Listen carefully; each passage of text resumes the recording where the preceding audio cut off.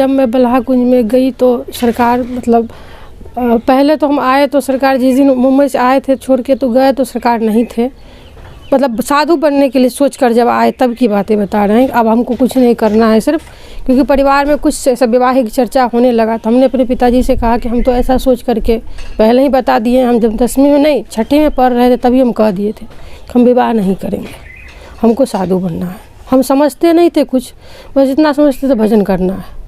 तो हमारे पिताजी बोले ठीक है, देखते हो सरकार पढ़ लिख करके साधु बने हैं तो कितना अच्छा है, इसके लिए पढ़ लिख लोगी तो वो भी सब कुछ अच्छा होगा, समय आएगा तो भजन करो, जो करना होगा करना, भी पढ़े लिखे। फिर जब चर्चा होने लगी तो हमने अपने पिताजी से, हमारे घर में जब हमारी माता जी लोग नहीं थी तो हम अपने पिताजी से कहा कि हम तो आपको बहुत पहले कह दिए हैं हमको साधु बनना है, भजन करना है, फिर ये चर्चा क्यों हो रहा है। तो पिताजी बोले वैसे प्रतिक्रिया, वैसे व्यवहार, वैसी क्रिया। मैं बोलिए कैसा होना चाहिए, जैसा होने वाला होगा वैसे हम हो जाएंगे, उसमें कोई बात नहीं है। तो फिर वो बोले नहीं तुम उस लायक नहीं हो। तो मैं बोली ठीक है, नहीं लायक हूँ तो लायक बनूँगी। फिर मैं बाबा को फ़ोन करी, बाबा ऐसे ऐसे बात हो रही है, अब क्या करना है। तब तक हम बैंक में जॉब भी करने लगे थे। बाबा बोले क्या करने का मन है। मैं बोली मुझे भजन करने का मन है, दूसरा तो कुछ मन है ही नहीं। तो बोले भजन करने का मन है तो सब कुछ छोड़ के आ जाओ। मैं बोली मैं स्त्री शरीर हूँ, कहीं बाहर भीतर तो जा नहीं पाऊँगी, तो मेरे लिए तो एक रूम भी मतलब जगह भी होना चाहिए जहाँ पे रह के मैं भजन करूँ, सब कुछ होना चाहिए, व्यवस्था भी होना चाहिए। माधुकरी भी नहीं मांग पाऊँगी, गाँव घर में रहूँगी तो लोग देंगे ही नहीं, मतलब थोड़ा मर्यादा हो जाएगा, दुनिया जान कैसे रहूँगी।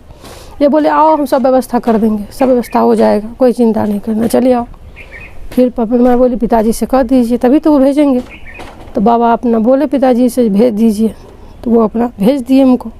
हम यहाँ आए, सरकार जी के यहाँ गए, सरकार जी उस दिन नहीं थे, कहीं बाहर गए हुए थे। फिर 2-4 दिन के बाद गए तो मेरे लिए सरकार ऐसा कभी नहीं कहे कि किसके साथ आना, किसके साथ नहीं आना, कब नहीं आना, कुछ भी नहीं कहे, ऐसा कुछ कहे ही नहीं। बस अपना जाते थे। जिस पारिवारिक स्थिति तो बहुत तरह से बहुत तपाया गया, बहुत तरह की बातें आई जीवन में, लेकिन एक ही रहा कि उनकी कृपा कभी ऐसी नहीं हुई। जिस दिन हम अकेले एक दिन भाग के चले गए तो सब लोग बोले कि आज कुंजे नहीं खुलेगा, इसको अंदर ही नहीं लिया जाएगा।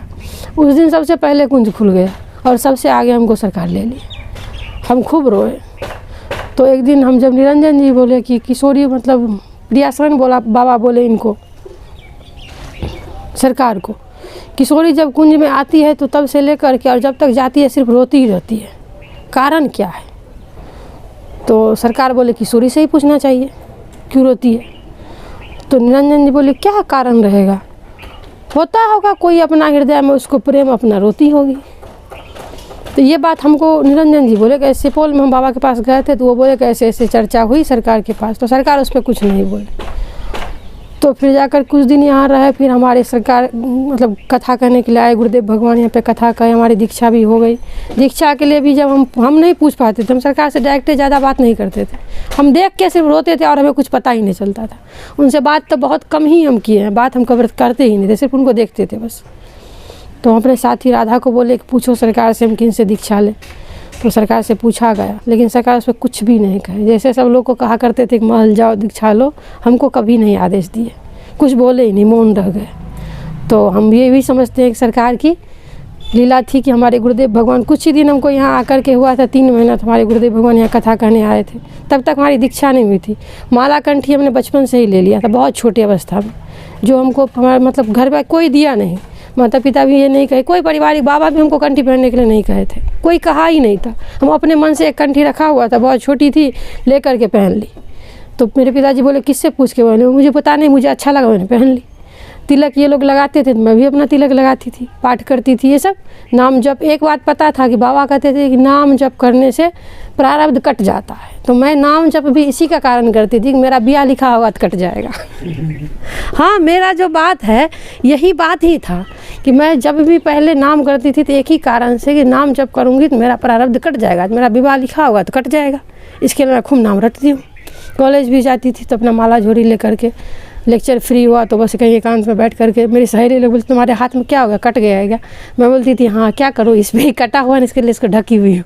और मैं अपना एक हाथ में बैठ के माला झोरी से माला करती थी, बस इसी कारण से कि मतलब नाम जितना करेंगे उतना जल्दी शादी का प्रारब्ध कट जाएगा, मैं भजन करूँगी, मैं साधु बनूँगी। यही सोच था, यही सोच करके रह रहे थे, कर रहे थे। तो सरकार की कृपा हुई, फिर जा कर के हमारे पिताजी मतलब हम बाबा के दर्शन में जा रहे थे, सुपौल कथा विश्राम, मतलब विश्राम हुआ उसके दूसरे दिन, तो टेम्पू यहाँ पे एक्सीडेंट हो गई। हम लोग टेम्पू से जा रहे थे कि हमारी मम्मी लोग चली जाती वहाँ पे बम्बई और हम आ जाते वापस। टेम्पू एक्सीडेंट हुआ, सब लोग कुशल रहे, हमारा पैर टूट गया। उसी टेम्पू में सबको, किसी को एक खरोच भी नहीं लगा, कुछ भी नहीं हुआ, मेरा पैर टूट गया। तो ये लोग बोले अभी इस अवस्था में इसको छोड़ नहीं सकते, यहाँ कौन सेवा करेगा, क्योंकि सब लोग तो वहाँ रहते हैं।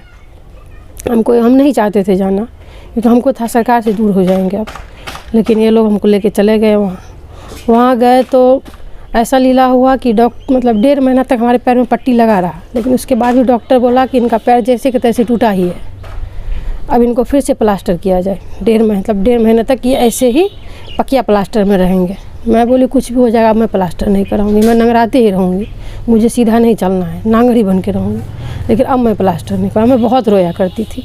वहाँ पे कुछ ग्रंथ पापा मेरे पढ़ते थे, तो ग्रंथ सब था, मैं पढ़ती थी, नाम रटती थी, खूब रोती थी, दिन रात रोती रहती थी। इन लोग को कहती थी मुझे भेज दो वहाँ, तो ये लोग भेजने के लिए तैयार नहीं होते थे। फिर मैं सरकार को समाद भिजवाई राधा के द्वारा ही, कि मतलब उस दिन पता नहीं कि मानस जी का पंक्ति पढ़ी थी, वो राखे अवध जो अवध लगी, वो वाला चौपा ये दोहा मैं उनको बोली, ये सरकार को ज़रा कह देना। और सरकार, मैं अपने गुरुदेव भगवान को फ़ोन की कि मतलब मुझे यहाँ अच्छा नहीं लगता है, मैं वहाँ आना चाहती हूँ। तो वो बोले बेटा ये तो माता पिता के आदेश होगी तभी तुम आओगे। बोली माता पिता तो नहीं कह रहे जाने के लिए, आदेश भी नहीं दे रहे हैं, लेकिन मैं यहाँ अच्छा नहीं लगता, मैं बहुत व्याकुल हूँ। तो बोले ये कृपा सरकार को ही तुम कहो, ये बात तुम सरकार को भिजवाओ तो तुम्हारा सब कुछ हो जाएगा। मैं बोली ठीक है।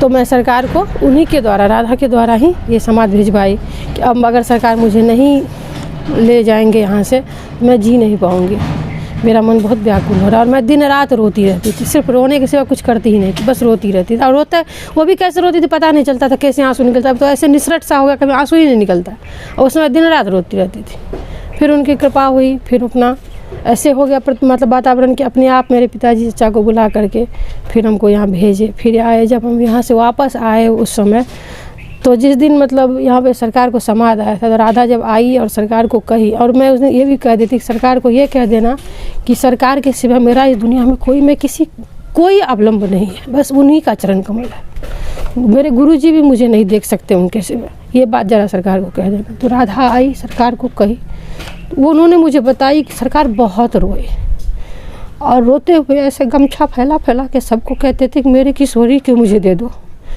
बस ऐसे बोल के खूब रोए। उसके बाद बोले बोलना बेटा सब ठीक हो जाएगा, राधा करेगी, सब ठीक हो जाएगा। फिर वो हमको बता दिए, हम अपना नाम करने लगे। फिर जाकर के जब हम वापस आए दोबारा, तो हमारे ऐसा इच्छा थी गुरुदेव का दर्शन करते हुए, सब दर्शन करते हुए गांव वापस आए लौट कर। पैर तो वैसे था, पट्टी लगा हुआ था, गरम पट्टी लगवा लिए थे हम, प्लास्टर नहीं करवाए। कुछ होम्योपैथिक दवा पापा दिए थे वो हम खाने लगे, हम बोले प्लास्टर नहीं करवाएंगे, नंगरा रहे थे थोड़ा। फिर आए गुरुदेव भगवान के यहाँ, तो गुरुदेव भगवान भी कथा में थे, लेकिन आने वाले थे उस दिन। उनके शिष्य लोग हमको थोड़ा खाने के लिए उस दिन आम चूरा दिए थे, थोड़ा सा हम खाए, खाने का मन तो था नहीं, तो थोड़ा सा लिए। तब तक गुरुदेव भगवान भी आए, उनका भी दर्शन सब हुआ, वो भी अपना सत्संग सब कुछ हुआ। वहाँ से वापस आए, फिर बाबा के पास, बाबा का भी दर्शन हुआ। आते आते फिर शाम को सरकार के पास पहुँचते। उस दिन चंद्रकलाजू का छठियार था, तो मैं जैसे आई तो सरकार ऐसा तुरंत प्रवेश मिल गया। अंदर गया तो सत्संग शुरू था, सब लोग बैठे हुए थे, सरकार जी भी बैठे हुए थे। फिर जैसे मैं अंदर गई, ऐसे मैं रोने लगी, हमको रुलावा आने लगा। तो मैं कुछ नहीं बोली, बस रो रही थी। सरकार भी रोने लगी, और तब जाके सरकार बोले कि मेरा हिस्सा जो सेब है वो किशोरी को खिलाओ, और जो दूध बचा हुआ है वो और सत्तू पिलाओ इसको। तो बजरंग बाबा फिर मुझे वो रसोई घर जो था वहाँ पे बुला के ले गए, वहाँ बिठाए, हमको दिए, सत्तू पिलाए, दूध पिलाए, सेब दिए। मैं बोली नहीं खाऊंगी, बोले नहीं सरकार बोल रहे हैं कि मेरा हिस्सा जो सेब रखा वो किशोरी को खिलाओ, सो आप पा लीजिए। फिर हम पा लिए, पाकर आए, फिर आगे में बैठे। फिर सरकार पूछने लगे क्या क्या हुआ वहाँ मुंबई में, क्या क्या हुआ, क्या क्या बातें हुई, गुरुजी के यहाँ क्या हुआ। हमसे नहीं पूछे, हमसे ना कुछ पूछे ना हम कुछ बोले, हम बस रोने का सिवा कुछ कर ही नहीं रहे थे, अपना रो रहे हैं। सरकार रोए भी बहुत देर। उसके बाद अपना कक्का से पूछी, कक्का सब बात उनको जो मन में हुआ वो बोले सरकार, और बार बार उनको पूछते थे अपना, वो भी खूब रोते थे। फिर कहते हैं कि देखो लोग MA BA करके कितना पैसा कमाना चाहता है, और मेरी बेटी सब कुछ करके अब कहती है हम कुछ करेंगे ही नहीं। अब बताओ, ऐसे बोलकर खूब मुस्कुराने लगे। तभी भी हम कुछ नहीं हुआ। फिर जा कर के उस दिन चंकलाजू का छठियार था, बहुत अच्छे से सब कुछ बना था, प्रसाद सब। फिर वहाँ पे सब लोगों को पवाया गया। फिर जो वहाँ पे उस दिन चढ़ा हुआ था, साड़ी चूड़ी सब जितना कुछ हुआ था सब हम ही को दे दिए। बोले सरकार का, सैल दीदी बोली हमको सरकार का आदेश हुआ है कि आज जो कुछ भी वस्त्र और श्रृंगार सब किशोरी जी का चढ़ा है वो सब किशोरी को दे देना जाए।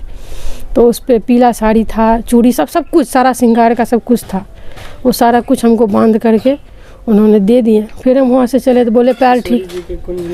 हाँ, सरकार जू के कुंज में किशोरी जी को वो चढ़ा हुआ था उस दिन। वो सब कुछ सरकार बोले किशोरी को दे दिया जाए, तो सब हमको मिला। फिर वहाँ से जब सरकार बोले पैर का क्या हाल है, मैं बोली पैर का ऐसे डॉक्टर कहा है ठीक ही है, लेकिन हम जो उस दिन उतना चले थे हमारा पैर बहुत फूल गया था, एकदम सूजन हो गया बहुत ज़्यादा, और दर्द भी बहुत ज़्यादा था। लेकिन तभी भी हमको इतना ज़्यादा कोई फील नहीं था। हम बोले चले जाएंगे घर पे कैसे भी, वहाँ पे ये नहीं कहे कि हमको बहुत ज़्यादा दर्द है। तो हम फिर चल दिए, लेकिन चला जा नहीं रहा था, बहुत ज़्यादा दर्द हो रहा था। लेकिन तभी भी हम अपना नंगराते वहाँ से चले आए। घर पे आए तो यहाँ पे ये लोग गर्म पानी सब करके पैर को सेके। उस दिन जो ये पैर का दर्द ख़त्म हुआ और ये पैर ठीक हुआ, उसके बाद आज तक वापस कुछ हुआ ही नहीं। वो जो डॉक्टर कहा था कि 1.5 महीने के लिए प्लास्टर करना पड़ेगा, ये पैर टूटा हुआ है, सो हमको पता ही नहीं कि टूटना कहाँ गया और वो दर्द कहाँ गया, वो परेशानियाँ कहाँ गया। उसी दिन से वो पैर कंप्लीट हो गया बिना कुछ किए, कुछ भी नहीं, कोई उपचार नहीं किया गया, कुछ भी नहीं किया गया। तो बस हम इतना ही समझे, हम इतना ही अभी आज तक यही अनुभव किए, वो उन्हीं का कृपा था और उनके लिए ये सब तो कुछ था ही नहीं। ये सब तो छोटी छोटी सी बात ही है, ये कोई बात ही नहीं, कुछ नहीं है भैया, जीवन में कुछ नहीं है। बस हम इतना ही समझते हैं। गुरुदेव अगर एक बार बेटा कहते हैं तो मुझे लगता है सरकार की कृपा मुझे बेटा कह रही है। हमें जो कुछ मिल रहा है ना, क्योंकि मैंने देखा कि जब से मेरी गुरुदेव की कृपा तब से ही बरसी है, जब से सरकार की ये लीला गौन हुई है। सरकार गुरुदेव की उतनी स्नेह जो प्राप्त होती है वो सरकार की स्नेह ही मुझे लगता है कि सरकार हमें जो हृदय की एक प्रेम थी कि सरकार हमें ऐसे दुलार करते या सरकार से हम ऐसे मतलब रहते, लेकिन एक जो बेरी लगी हुई थी, उनसे बोल नहीं पा रहे थे, पता नहीं एक अजीब सा हिचकिचाहट सा था।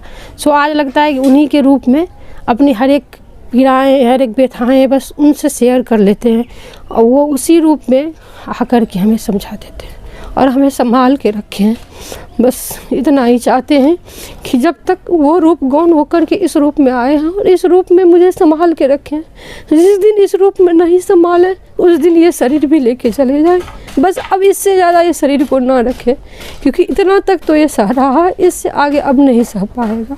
उनसे बस इतनी प्रार्थना है कि जब तक इस रूप में रखे हो अपने शरीर को, बस तभी तक ये शरीर भी रखना। जिस दिन नहीं रखोगे उस दिन ये शरीर भी अपना ले लेना, उन्हीं का शरीर है वो ले लें। इसके आगे हम और कुछ नहीं जानते, ना किसी को जानते हैं, ना कुछ जानते हैं, ना भजन करते, ना कोई साधन है, ना कोई जप है, ना तप है, मेरे में कुछ भी नहीं है। हम किसी लायक नहीं है, बिल्कुल बेकार है। बस उन्हीं की बस एक ही है, उन्हीं के हैं, उन्हीं के रहेंगे। यहाँ से जाने के बाद भी हम उन्हीं की सेवा में जाना चाहते हैं, उन्हीं के चरण कमल में जाना चाहते हैं। हम दूसरा किन्हीं को कुछ नहीं चाहते हैं, किन्हीं से कोई चाहत भी नहीं है। बस गुरुदेव के रूप में सरकार जी ही प्रकट हुए हैं और वही हमें अपने स्नेह में आज भी बांध के रखे हैं। जब तक हैं रखे रहें, जब दिन ना रखना होगा तो अपने साथ लेके चले जाएं। इतनी इच्छा है भैया, बस सरकार हमें बनाए रखे अपने चरण कमल में इसी तरह से, और कुछ नहीं चाहते जीवन में।